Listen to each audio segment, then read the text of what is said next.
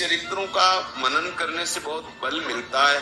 ध्यान पूर्वक सुने। एक श्री भागमती नाम की रानी हुई है, बड़ी कृपा पात्र हुई है श्री नागरी दास जी की। ये ओरछा के राजा चिंतामणि उनका नाम था। उनके दो रानियां थी, भागमती और इंदुमती। भागमती जी बड़ी रानी थी। स्वाभाविक उनका खिंचाव प्रभु के चरणों में था, क्योंकि इनके माता पिता के यहाँ संत महात्माओं का आना जाना राज घराने से थी, तो संतों की सेवा होती रहती है। जहाँ संत महात्मा आते रहते हैं वहाँ निश्चित भक्ति के परमाणु परिवार के हृदय में प्रकाशित हो जाते। अब ये जो उनके पति चिंतामणि जी थे, ये दिल्ली के मुगल बादशाह के अधीन थे, क्योंकि छोटे छोटे राजा बादशाह की आज्ञा में रहते, तो प्रायः ये बादशाह की आज्ञा के लिए पालन करने के लिए जहां वो भेजता जाया करते, इसलिए अधिक समय इनका बादशाह के समीप ही दिल्ली में व्यतीत होता। तो जब कभी वो आते तो छोटी रानी जो इंदुमती है वो बड़ा आसक्त चित्त था, और भागमती तो एकांत सेवन करने की वृत्ति भजन में, पर वो महल के अंतर्गत ही संतों को बुलाना, उनकी सेवा करना, उनसे भगवत चर्चा सुनना, वही प्रभु के चरणारविंद की प्रेम वृत्ति बढ़ाने वाली चेष्टा करना।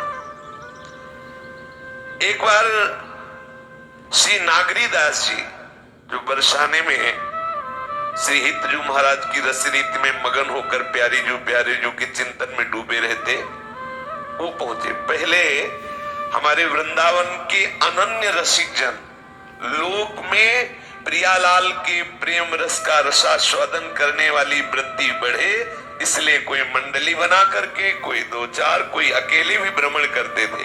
केवल उद्देश्य होता कि जो नवनिवृत्त निकुंज विलासी श्री राधा वल्लभ लाल का एकांतिक रस है, जो बेचारे नहीं जानते हैं, उनको जनाने के लिए, उनको रस देने के लिए भ्रमण करते। जैसे नवलदास जी गए तो परम विद्वान श्री हरिराम व्यास जी को खींच के लाए और वृंदावन रस में, ऐसे प्राय परमानंद दास जी को भी, बड़े बड़े महापुरुषों को खींचने की बातें रसिकों द्वारा देखी गई। यद्यपि वो भक्त है, जैसे भागमती जी भक्त है, स्वाभाविक भक्त है, लेकिन अब ऐसी परिस्थिति आई कि अब इनका पति विषयी है और ये राजरानी रूप में है, महलों में है, और भक्ति का रंग विशेष तभी चलता है जब अनुरागी भक्तों का संग बराबर बना रहे, तो उनकी चर्चा सुनना, प्रभु के विषय की बातें सुनने से उपासक के हृदय में बहुत शीघ्र प्रीति का वर्धन होता है। उपासक तड़पता है कि कहीं मुझे भगवत चर्चा, जहां जहां पीर की बात सुने खोजत दिन गहनन, बावरसो रस में फिरे खोजत नेह की बात। और ये नागरी दास जी महाराज ऐसे महापुरुष पूछो मत, 7-7 दिन श्रीमद चतुरासी जी की एक एक पंक्ति में डूबे रहते, ऐसा महारस इनके हृदय में जागृत हुआ। अस्त बात नहीं, वृंदावन रस की उपासना में चित्तवृत्ति को जोड़ने वाले उपासक के हृदय में ये आकांक्षा ही नहीं रह जाती कि मैं मुक्त हो जाऊं। वो तो यत्र यत्र मम जन्म कर्म भी नारके परमे पदे थवा, रात जब तक वो किसी वर का वर्ण नहीं करती तब तक सौभाग्यवती की बाहर से केवल चर्चा सुनती रहे। उस सौभाग्यवती के हृदय में क्या ठसक होती है, क्या उसको उसके प्रीतम से दुलार मिलता है, सौभाग्यवती होने पर कैसी स्थिति होती है, ये तो केवल सौभाग्यवती ही जान सकती है। ऐसे ही आचार्य शरणागत, रसिकाचार्य शरणागत होने पर हृदय की क्या रसमय स्थिति होती है, वो केवल शरणागत जानता है। सेवक जी कहते आन द्वार के मुंह ही न जानत। आप तपस्वी हो, योगी हो, आपका कल्याण होगा, आपको सिद्धियां मिलेंगी, लेकिन यदि आप सोचे आप अपने तप बल से, योग बल से श्री श्यामा श्याम के प्रेम रस को जान जाए तो असंभव। श्री स्वामी हरिदास जी के परिकर में तो यहां तक बात कही गई कि ना पाई है बिन स्वामी यह केल, विपिन बसत बैराग्य जुत ज्यों लरिकाई खेल। वो वृंदावन का वास खंड स्वीकार कर लिया, वो खूब वैराग्य से रहता है, पर ललिता अवतार श्री स्वामी हरिदास जी के चरणों का आश्रय नहीं लिए तो बिहारी बिहारिंजू की केली दर्शन का अधिकारी नहीं, करके देख ले, कल्याण हो जाना एक अलग बात। बुद्ध में बैठाल के हिरण्यकश्यप पूछा कि बेटा तुम्हें सबसे प्रिय वस्तु क्या है, और जो उन्होंने वर्णन किया कि भगवान श्री हरि की नवधा भक्ति, तो उठा के पटक दिया। अरे मेरा पुत्र होकर मेरे दुश्मन हरि की बड़ाई करता है। तो प्रहलाद जी पहले तो पिताश्री कह के बात करते थे, फिर जानते हो क्या, दैत्यराज कह के बात किया। एक क्षण उनके हृदय में कभी आदर भाव नहीं है, मेरा पिता नहीं, जो हरि का विरोध करने वाला, क्या पति, क्या पिता, क्या पुत्र। तजिए दाहि कोटि वैरिशम यद्यप परम शनि। भागमती जी बाई टूटी नहीं कि भाई एक पहर तक चाबुकों से मारना, टूटी नहीं कि मुझे क्षमा कर दो, मैंने आपसे आज्ञा नहीं ली, वृंदावन गई या भजन मार्ग में या संतों से मिली या कुछ नहीं, बस अपने भजन चिंतन में लगी रही। अब उसने जब देखा कि इतने पे कोई भी इसके ऊपर प्रभाव नहीं पड़ रहा, ना तो क्षमा मांग रही है, ना तो रो रही है, ना बिकलता, तो पहरे एक लो चाबुक झुरी, तनक न लगी भजन में पूरी। पहरे एक लो चाबुक झुरी, तनक न लगी भजन में पूरी। मारत हाथ थके बहुत त्रासत, त्यों त्यों दिय तन बदन विकासत। मारत हाथ थके बहुत त्रासत, ज्यों त्यों दिय तन बदन विकासत। पति यमवत जातना उपाई, छाती ऊपर सेज बिछाई। पति यमवत जातना उपाई, छाती ऊपर सेज बिछाई। तापर लहुरी रानी संग लिए, केली करी सब निसिरत रंग हिय। तापर लहुरी रानी संग लिए, केली करी सब निसिरत रंग हिय। भागमती दंपति रस भीनी, भक्ति भाव में नेकु नहीं नी। भागमती दंपति रस भीनी, भक्ति भाव में नेकु नहीं नी। रात भयो राजा उन रानी, बमन कियो सब किन्हु जानी। रात भयो राजा उन रानी, बमन कियो सब किन्हु जानी। जैसे ही यमराज पापी जीव को यम यातना देता है, ऐसे ही राजा विरुद्ध भाव से युक्त होकर भागमती बाई को और भी कष्ट दिए। जब वो विविध प्रकार की ऐसी विपरीत परिस्थितियां भागमती जी के सामने प्रकट करता, फिर देखता जैसे कोई पीटने वाला होता है ना, जब देखता रो रहा है बहुत दुखी, तो उसे सुख मिलता है। लेकिन ये तो प्रसन्न मुद्रा में कितना मारा, लातों से मारा, चाबुक से मारा, कटु वचन कहे, नहीं, उनको कोई फर्क नहीं। चित्त में श्री राधा वल्लभ लाल जी बसे हुए हैं, मन राधा वल्लभ जी की नक्सिक रूप माधुरी का पान कर रहा है। कौन देखे कि शरीर को क्या हो रहा है, शरीर की स्थिति ही नहीं है। वो देव भाव से ऊपर उठी हुई नागरी दास जी की कृपा कटाक्ष से दंपति रस भीनी, प्रिया प्रीतम के प्रेम रस में डूबी हुई है। अब हद हो गई, उसको इतना अंदर क्लेश हुआ भागमती जी की इस मुस्कुराहट से कि इतना मारा, इसे इतना अपमानित किया, क्लेश दिया, लेकिन इसको कोई फर्क नहीं, तो उसके ऊपर बिछोना बिछा के ऊपर बिछा, राजा है, सामर्थ्यशाली है। भागमती बाई अंदर ही अंदर प्रिया प्रीतम का चिंतन कर रही और वो ऊपर नाना प्रकार से कष्ट देने की चेष्टा कर रहा है। हद हो गई। अब तो ऊपर उनको सैया बना दिया, बिछौना बिछा के छोटी रानी के सहित ऊपर बैठा हुआ, हास्य विनोद आदि। ऐसी रात में भागमती जी बाई अंदर से ही प्रिया प्रीतम के प्रेम रस के चिंतन में डूबी हुई है।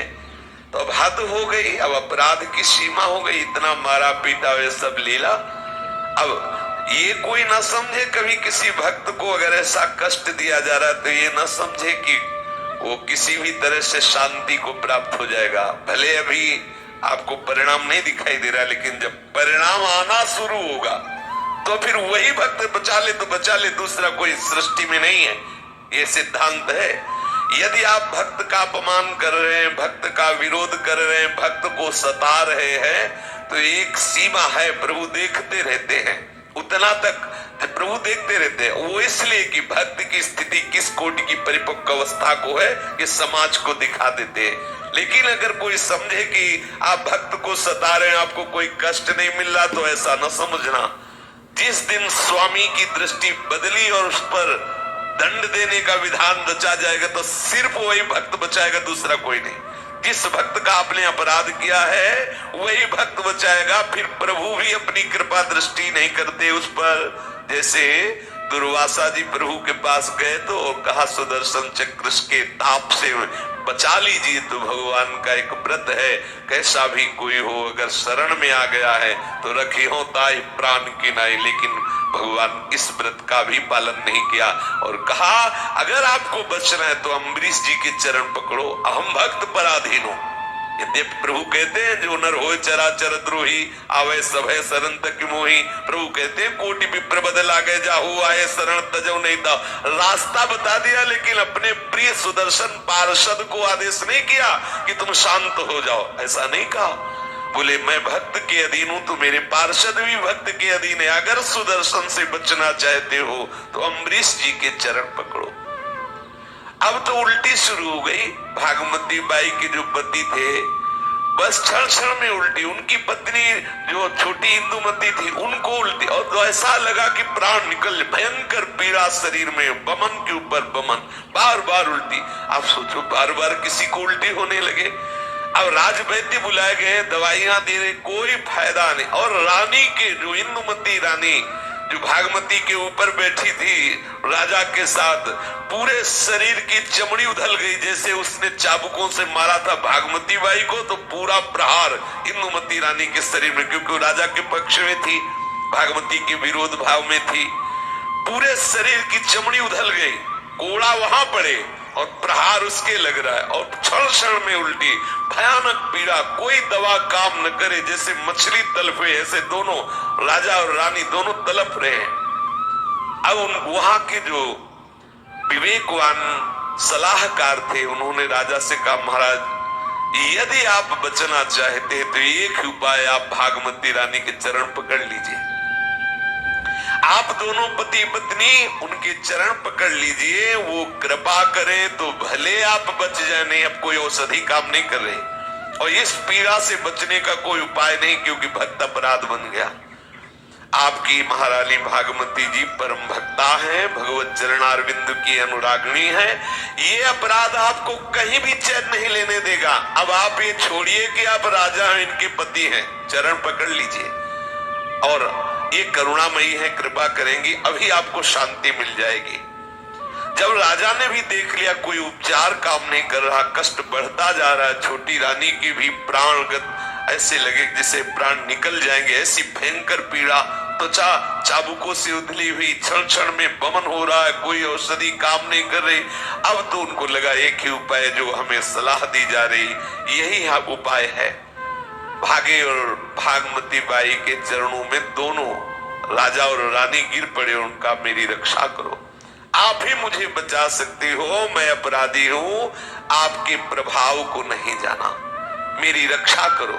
उन्होंने बहुत सरल भाव से कहा कि आप इस कष्ट से ही नहीं, अनंत जन्मों के कर्म बंधन से मुक्त हो जाएंगे। आप हमारे राधा वल्लभ लाल की शरण हो जाइए, आप श्यामा श्याम की शरण में हो जाइए। आप व्यर्थ में शरीर सुखों में फंसे हुए हैं, इसलिए आपको ऐसा विरोध भाव लगा। अनंत जन्मों के कर्म संस्कार आपको बांधे हुए हैं, बार बार जन्म बार बार मृत्यु ये दंड देते रहेंगे। मेरी बात मान लो, आप श्री श्यामा श्याम के चरण शरणों का आश्रय ले लो और खूब भजन करो, इसी से आनंद। ये है देखो भक्त का स्वरूप। कैसी विपरीत परिस्थितियां, कैसा मारपीट किया, कैसा अपमान किया, लेकिन उनके हृदय में क्या है। जैसे विभीषण जी को भरी सभा में लात मार रहा है रावण, लेकिन विभीषण जी क्या कह रहे हैं, तुम भी तो सरिस भले मुझे मारा, राम भजे हित नाथ तुम्हारा। ये भक्त की स्थिति है, इसमें किसी और के प्रमाण की जरूरत नहीं, उसका हृदय प्रमाणित कर देता है कि भक्ति के द्वारा उसको क्या प्राप्त हुआ है। भागमती बाई जी ने कहा, आप राधा वल्लभ लाल जी की शरण में हो जाइए तो आप देखेंगे कि वो कितने कृपालु हैं, आपके सारे अपराध क्षमा कर देंगे, आपका जीवन सफल हो जाएगा।